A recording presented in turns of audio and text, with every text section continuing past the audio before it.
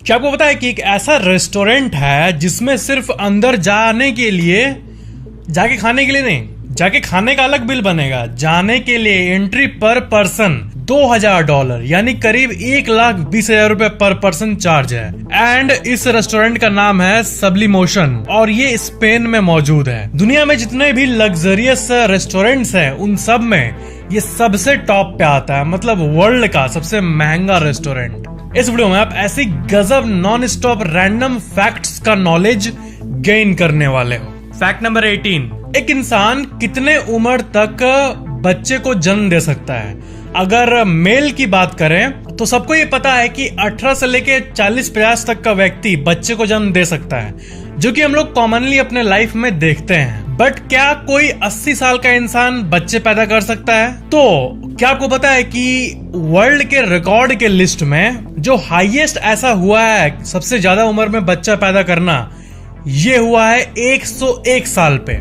आप ये लिस्ट देख सकते हो। जेम्स ई स्मिथ नाम के एक इंसान ने 101 साल में बच्चे को जन्म दिया था। और सेकंड में आप रमजीत राघव को देख सकते हो, इनका नाम, जो कि इंडियन लग रहा सुनने में, यानी ये इंडियन ही है। और ये 94 साल के उम्र में पहले बच्चे को जन्म दिए थे और 96 में फिर दूसरे बच्चे को जन्म दिए थे। इनकी वाइफ उस टाइम 52 इयर्स की थी, रमजीत राघव की वाइफ, जिनका नाम था शकुंतला देवी। फैक्ट नंबर 17, बांग्लादेश में मुबारक अहमद खान नाम के एक साइंटिस्ट हैं और इन्होंने एक ऐसा बायोडिग्रेडेबल प्लास्टिक को डेवलप किया है जो कि जूट से एक्सट्रैक्टेड किए हुए सेल्यूलोज से बनता है। और इस बैग का नाम है सोनाली बैग।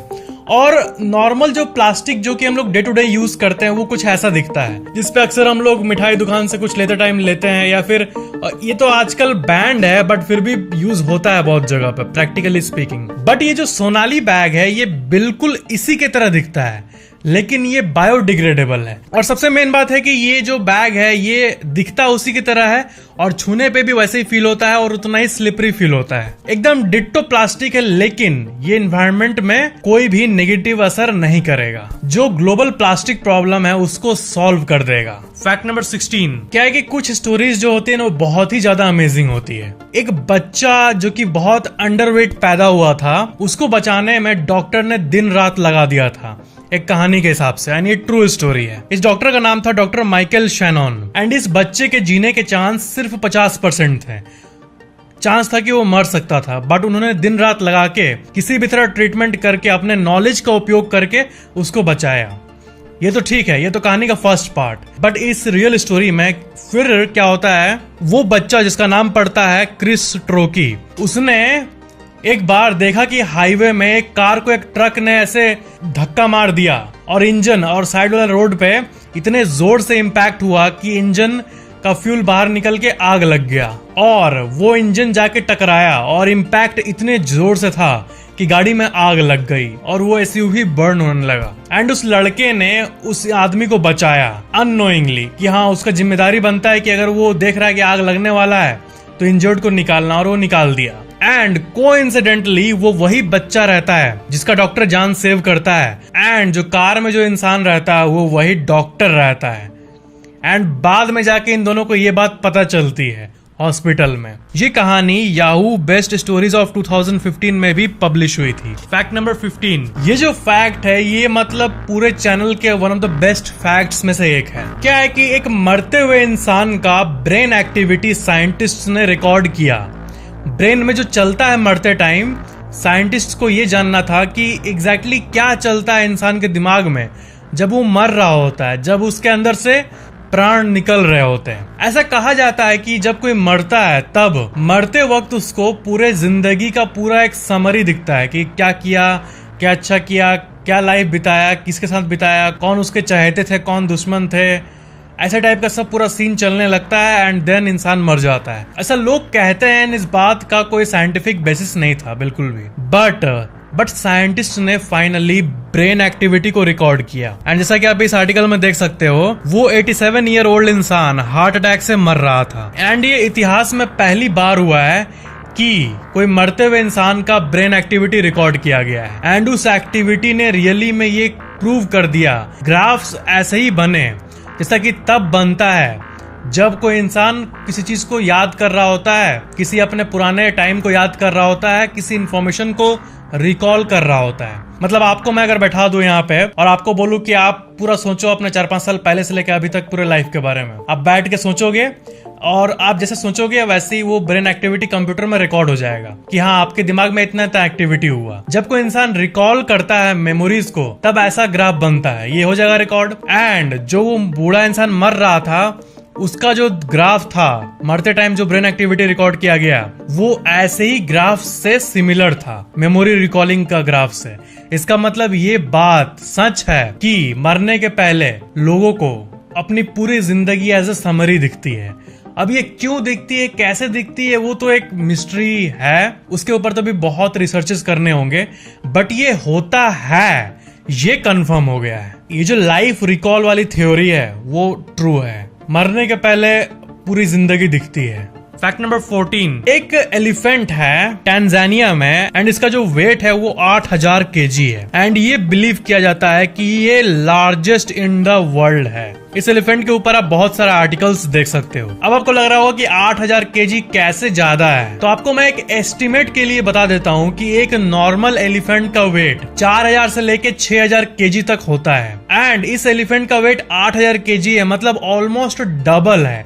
एक बड़ा सा हाथी आप देखते हो, उसको सोचो कि उसका डबल कोई ह्यूमंगस सा हाथी आ गया, वैसा ही है। फैक्ट नंबर 13, ऐसा कुछ लोग को होता होगा, जब कोई ऐसे ब्लैक बोर्ड में चौक से लिखता है तो चिंग चिंग करके जो आवाज आता है उससे इरिटेशन होता है, या फिर जब कोई बेंच को ऐसे घसीटता है तब चिंग करके होता है, उससे गूज़बम्स आने लगते हैं। या फिर आप सो रहे होते हो और आपको खाने का आवाज आता है किसी का तो आपको इरिटेशन लगने लगता है, गुस्सा आने लगता है। या फिर कोई च्युइंगम चबा रहा है, उसके साउंड से आपको इरिटेशन होने लगता है। या फिर कोई पेंसिल को ऐसे टक टक करके आवाज कर रहा है, इससे इरिटेशन होने लगता है। इसको कहते हैं misophonia, a strong reaction to specific sound. Fact number 12, आप ये बताओ कि जीरो, नंबर 0 और इंफिनिटी, इनमें से कौन बड़ा है? तो ऐसा जस्ट एक कंसेप्ट है ये कि इन्फिनिटी जो है उसको कभी भी हमारा दिमाग कॉम्प्रहेंड नहीं कर सकता है, समझ नहीं सकता है। मतलब हमारा दिमाग 0 को तो समझ सकता है कि हाँ नथिंगनेस, लेकिन इन्फिनिटी को नहीं जान सकता है। कोई भी नंबर चाहे कितना भी बड़ा हो, करोड़, 10 अरब, 10 खरब, वो हमेशा 0 से ज्यादा क्लोजर है इन्फिनिटी की बात करें तो। मतलब 1 लाख करोड़ खरब अरब जो नंबर है वो भी नंबर 0 के करीब होगा, बट इन्फिनिटी अभी भी उसके लिए बहुत दूर है। नंबर 1, 2 से इतना दूर है इन्फिनिटी, 1 लाख खरब से भी इन्फिनिटी उतना ही दूर है, क्योंकि इन्फिनिटी मतलब होता है इन्फिनिटी। 0 को इंसानी दिमाग कहीं ना कहीं कॉम्प्रहेंड करता है, बट इन्फिनिटी को नहीं करता है। Fact number 11, hot air balloon जो होता है उस पे लोग खाना खाते हैं, डिनर करते हैं आसमान में, जो कि एडवेंचरस लोग होते हैं। बट वर्ल्ड रिकॉर्ड के मामले में सबसे हाईएस्ट डिनर कौन किया है? तो ये बेयर ग्रिल्स के नाम है। इन्होंने 7600 मीटर पे जाके डिनर पार्टी किया था हॉट एयर बलून पे। फैक्ट नंबर 10, जो लोग कहते हैं ना कि ये बनना मेरा एम है, एम वर्ड का अक्सर हम लोग यूज करते हैं, ये मेरा एम है, तो आपको पता है एम का फुल फॉर्म क्या होता है? एम का फुल फॉर्म होता है ambition in mind, M. Fact number 9, Egypt के शेरो एयरपोर्ट में एक स्कल्पचर मौजूद है जो कि कुछ ऐसा दिखता है। फुल स्क्रीन में देखो, ये आपको फर्स्ट ग्लैंस पे देखने पे लगेगा कि ये कैसे बंधा हुआ है, आखिर ये दोनों रस्सी से कैसे बंधे हुए हैं एंड रस्सी इसको ऐसे कैसे सपोर्ट कर रहा है। बहुत कोई बोलते हैं कि ये गॉड ने किया है या फिर कोई सुपर नेचुरल चीज है, बट नहीं, एक्चुअली में ऐसा नहीं है, क्योंकि इसके बारे में इंफॉर्मेशन अवेलेबल है। ये जो आप रोप देख रहे हो, रस्सी, इसके बीनीथ एक आयरन का रड है एंड चारों तरफ जो ऐसे रैप्ड है, ये इसके अंदर लोहा मौजूद है, तभी वो ऐसे सपोर्ट किया हुआ है। एंड ये जो पत्थर देख रहे हो आप, 5 किलोग्राम से भी कम के पत्थर है, जो कि सिर्फ दिख रहे हैं ऐसे, बट एक्चुअल में पत्थर नहीं है, क्योंकि लाइट वेट ऑब्जेक्ट के ऊपर क्लॉथ को रैप करके कलर किया गया है। तो ये था सियारो एयरपोर्ट पे मौजूद इस स्कल्पचर का सच। फैक्ट नंबर 8, हमें कभी भी अपने आप को दूसरों से कंपेयर नहीं करना चाहिए, क्योंकि हर कोई अपने वे में यूनिक होता है। इसके लिए आपको 2 सबसे अच्छे एग्जांपल्स मैं आपको दे रहा हूं अभी।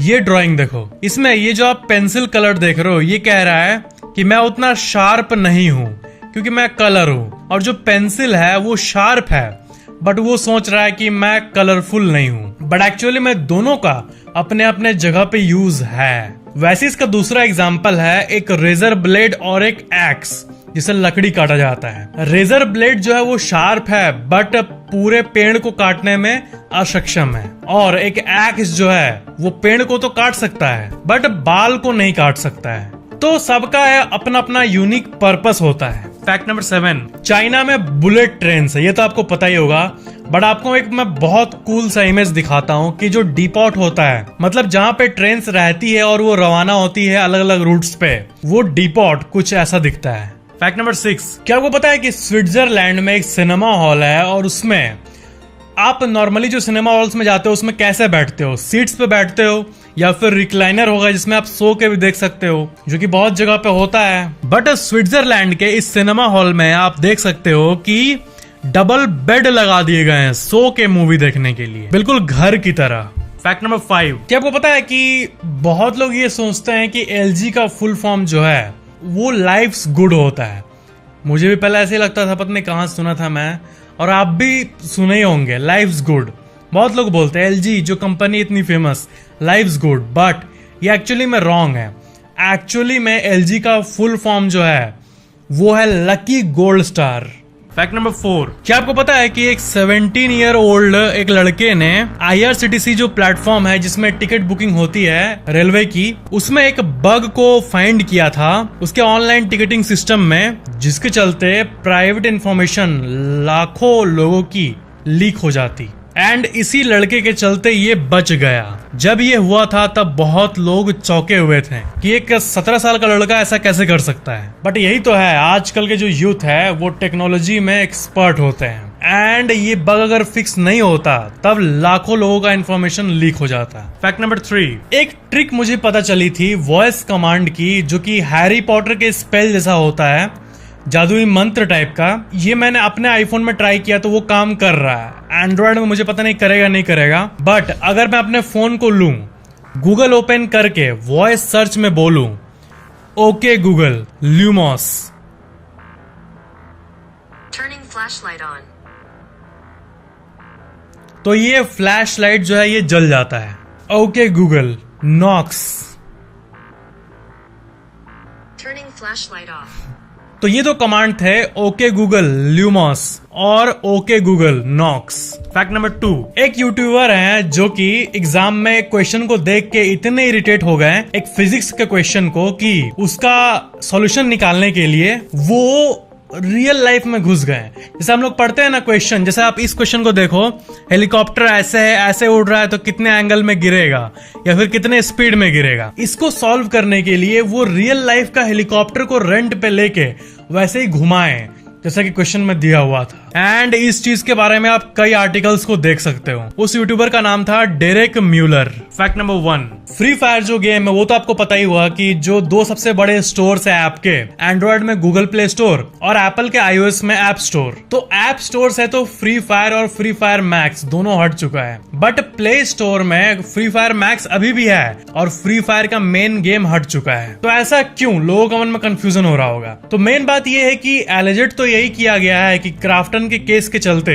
उस केस में जिसमें लिखा हुआ था कि फ्री फायर BGMI के एलिमेंट्स को कॉपी करता है, वो हट गया था एलिजेडली। तो क्या होता है कि जब भी कोई ऐसा रिपोर्ट करता है तो एक स्पेसिफिक URL को रिपोर्ट करता है। तो क्राफ्टन ने मेन गेम का URL डाला होगा और वो इमीडिएट बेसिस पे ब्लॉक हो गया होगा। एंड फ्री फायर मैक्स का गूगल प्ले पे अलग पेज है, तो क्योंकि दोनों प्रोबेबली एक ही सर्वर से चलते होंगे एंड दोनों एक ही कंपनी से बैक्ड है, फ्री फायर मैक्स और फ्री फायर का ओनर तो एक ही है ना, तो ऐसा हो सकता है कि फ्री फायर मैक्स भी हट जाए, ऐसा माना जा रहा है लोगों के हिसाब से। बट ये बहुत ही पेचीदा चीज है, ये जो चल रहा है समझ नहीं आ रहा क्या हो रहा है। बहुत कोई फ्री फायर जो इंस्टॉल किए मेन गेम को, उसका आईडी भी चल रहा है और बहुत कोई का नहीं चल रहा है। तो ये रैंडमली कैसे हो रहा है, मतलब टेक्निकल चीज तो पेचीदा होती ही है, बट ये क्या हो रहा है, कैसे हो रहा है, ये बहुत बड़ी कंफ्यूजन है। बट फिलहाल जब तक फ्री फायर मैक्स चल रहा है तब तक आप इसको प्ले कर सकते हो। बट